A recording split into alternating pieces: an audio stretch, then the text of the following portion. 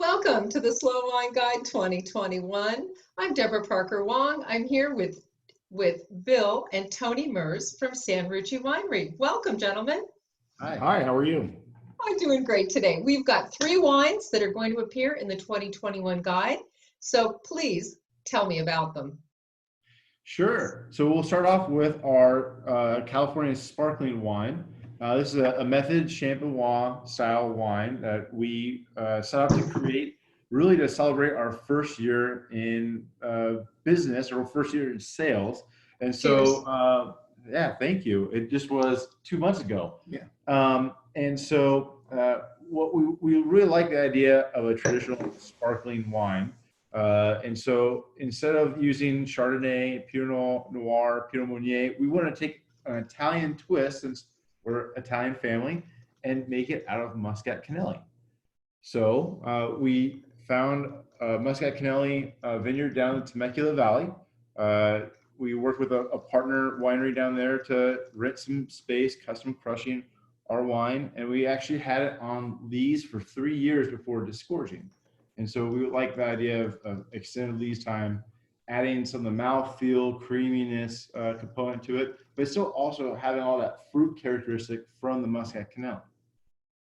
Wow, this is really interesting and delicious. It's absolutely fascinating. You know, it makes me think a little bit maybe about Asti, but it's method traditional. There's autolytic character there. There's this richness to this wine that's extraordinary. Is this is there any residual sugar here? There is. There's about 15 grams of residual 15. sugar. Yeah. Yeah. Okay. So I thought there's just a touch, but the acid is still really bright and pretty as well too.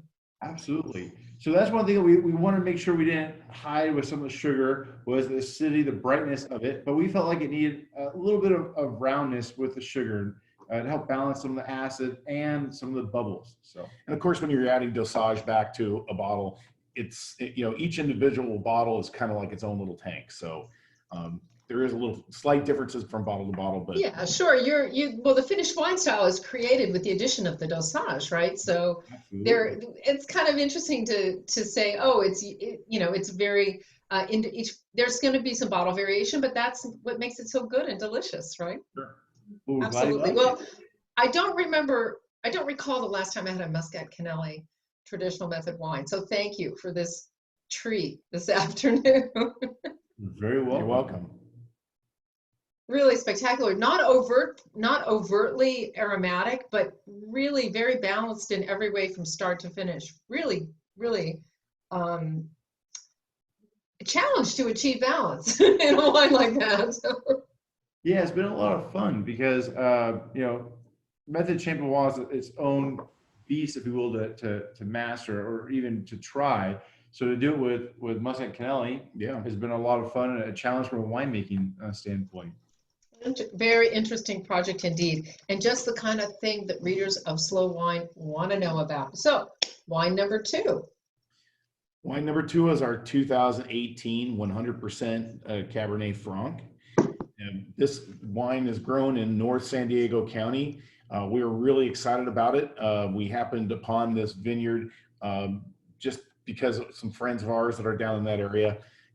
It's great because the location is very close to the ocean. However, it's actually in the desert. So you get the warm days for phenolic brightness, but you have the cool nights to keep the acid balance. We really like Cab Franc because Cab Franc is also an important part of Super Tuscan wine styles. And so when we found this vineyard, we found these grapes, we said we have to do 100% Cab Franc. And we were very pleased with the way this wine has turned out. It's really floral. You know right away you're in that range in a Cab Franc Cabernet or something along those lines, because it's got this beautiful violet floral note to it. It's very, very floral. So it's interesting, Cab Franc is clearly getting ripe, but from a color standpoint, it's medium in color. It's medium in depth of color. So you must not go through a lot of extraction in your winemaking. Talk a little bit about your winemaking techniques for this one. Well, this wine was actually fermented in bins, punched down twice a day. We used some co-pigmentation methods using granular oak in the fermentation, and then it was put through malolactic fermentation, Of course. and then pressed out obviously before adding the ML. But you're correct; it is a little softer than Cabernet, and the color is definitely not quite what you would find for Cabernet.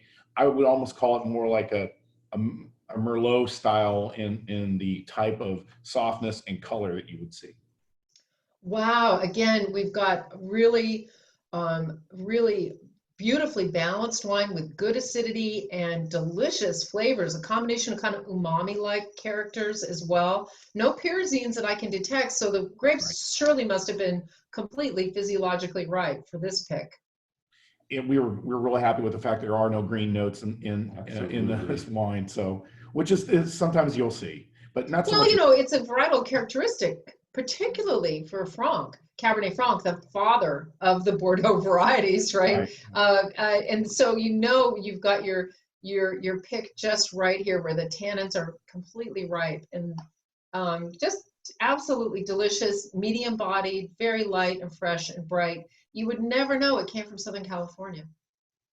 It's definitely an interesting growing area that maybe stumbled upon, because the growing season is quite long down there. It's late bud break, late harvesting, and it is kind of a unique little area. Right. Yeah, now I'm picking up on a little bit of dried herbs in the mid palate and the finish of this wine, and that's the clue that, oh, I'm in the Bordeaux camp now, because I know those dried herbs are there. But it's Italian-like in a way too, so I definitely feel the Italian aesthetic coming through on this. Oh, good. That's our goal for sure. So, the Italian aesthetic. Okay. no toes touch that wine.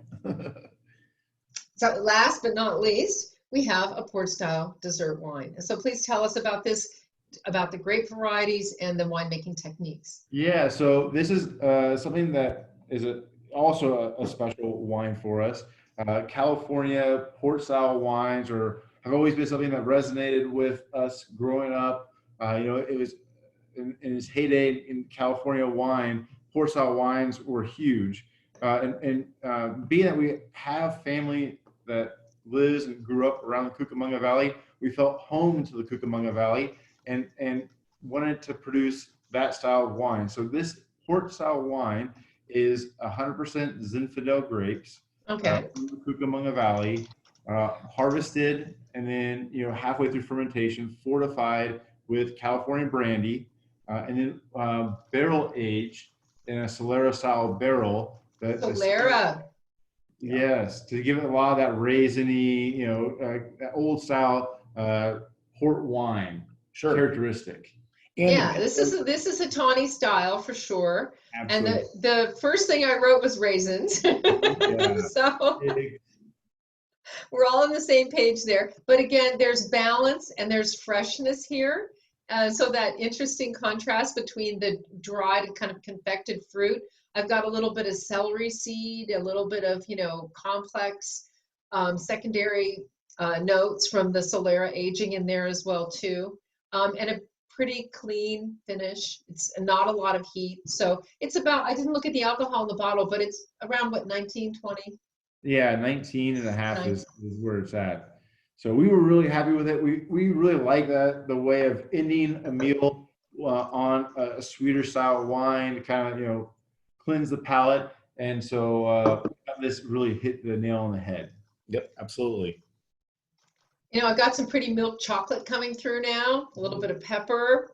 When you start to get into this wine, you really, you start to see the nuances and the complexity that's there beyond just, beyond the raisins. Well, there's always a place for fortified wines.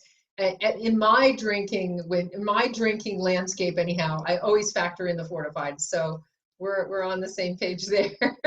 Yeah. It's fun with the Cucamonga Valley. It kind of throws a wrench into the conversation, because a lot of people don't really realize how big the Cucamonga Valley was and the style of wines that they made. So it's kind of fun. Absolutely.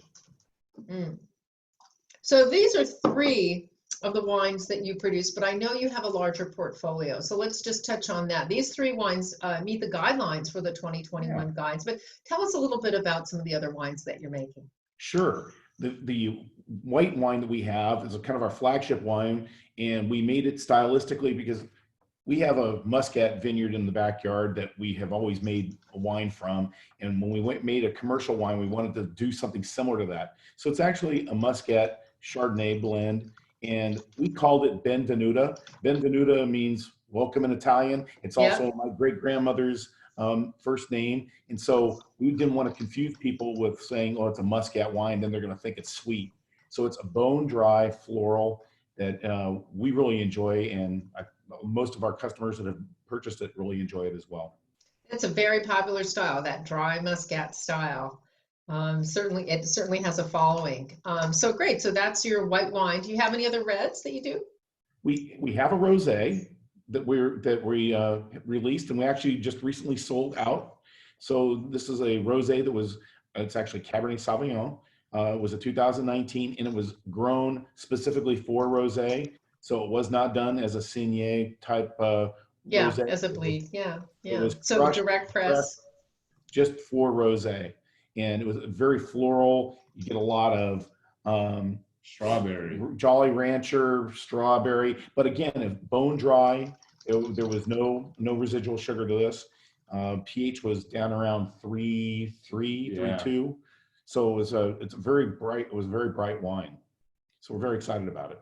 Great. Well, lots of fun things happening over at San Rucci. I want to congratulate you on, this will be your second commercial vintage, right? Yeah, yep. Great. Congratulations on that. And so we'll see you in the 2021 Slow Wine Guide. Thanks, gentlemen. Thank you. Bye. Bye.